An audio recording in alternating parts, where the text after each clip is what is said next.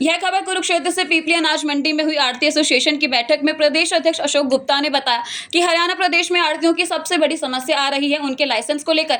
हरियाणा आढ़ती संगठन के प्रदेश अध्यक्ष अशोक गुप्ता का कहना है कि 1978 से बूथ में लाइसेंस बनते आ रहे हैं और आढ़ती उनमें काम करते आ रहे हैं, लेकिन अब दिक्कत आ रही है। हम इस संबंध में मुख्यमंत्री और कृषि मंत्री से भी मिले थे। उन्होंने आश्वासन दिया था कि जल्दी इस पर काम किया जाएगा। हमारी सरकार से विनती है कि सरकार ₹200 गेहूं का बोनस का ऐलान करे, लेकिन मेरे पास रोजाना हरियाणा भर से सैकड़ों फोन आ रहे हैं। आढ़ती परेशान है, उनके लाइसेंस नवीनीकरण नहीं हो रहे। सरकार को चाहिए कि जल्द से जल्द लाइसेंस बनाए जाएं, क्योंकि 31 मार्च के बाद लाइसेंस नवीनीकरण का समय आ गया है। आढ़ती संगठन के जिला महासचिव धर्मपाल मथाना ने कहा कि किसानों की गेहूं खरीद को लेकर मंडी में सभी तैयारियां हो चुकी हैं, लेकिन सबसे बड़ी समस्या आ रही है हरियाणा प्रदेश में बोनस नहीं है। ऐसे में किसान उन पड़ोसी राज्यों में अपने गेहूं बेच सकता है जो उनके आसपास राज्य लगते हैं। हमारी सरकार से विनती है कि सरकार ₹200 गेहूं का बोनस का ऐलान करे। बूथों के लाइसेंस जल्दी से जल्दी बनाएं।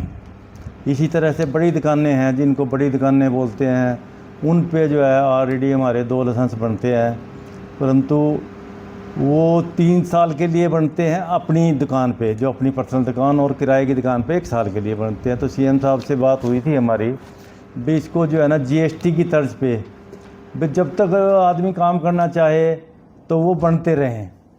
तो दोनों ने, एग्रीकल्चर मिनिस्टर ने भी, सीएम साहब ने भी इस बारे में हामी भरी, और हम उनको याद के लिए दोबारा से आपके माध्यम से, लिखित पत्र के माध्यम से तो हम करते रहते हैं, परंतु आपके माध्यम से भी हम इसमें करेंगे।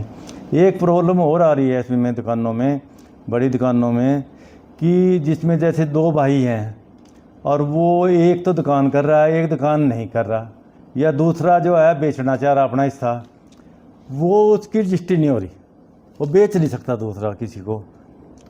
तो उसमें भी हम जो है ना आपके माध्यम से यही सरकार को कहते हैं, भी जब ये तो दुनिया का रीत है जी, 1 के 2 और 2 के 3 आगे से आगे होते चले जाते हैं, परंतु उनको अधिकार होना चाहिए कि वो अपनी चीज़ बेच सकें और दूसरा कोई उसको ख़रीद सके। ख़रीदने वाले को भी इतनी जरूरत है हमें, कुछ पे जो है वो डेढ़ ही रह जाती है। इस तरह से जो एमएसपी पे आइटमें हैं उनमें कमीशन जो है कम कर दी, परंतु जब से सैनी साहब आए थे सीएम, इन्होंने इलेक्शन से पहले ही हमारी 46 रुपये की जगह 55 रुपये कर दी थी।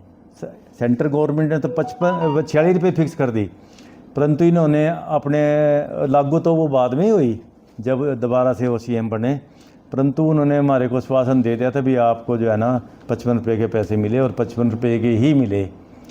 परंतु अगर वो रिक्वेस्ट हम उस दिन भी कर रहे थे उनको भी, ये थोड़ी सी कसर रह रही है 2.5 में करने की, और जिन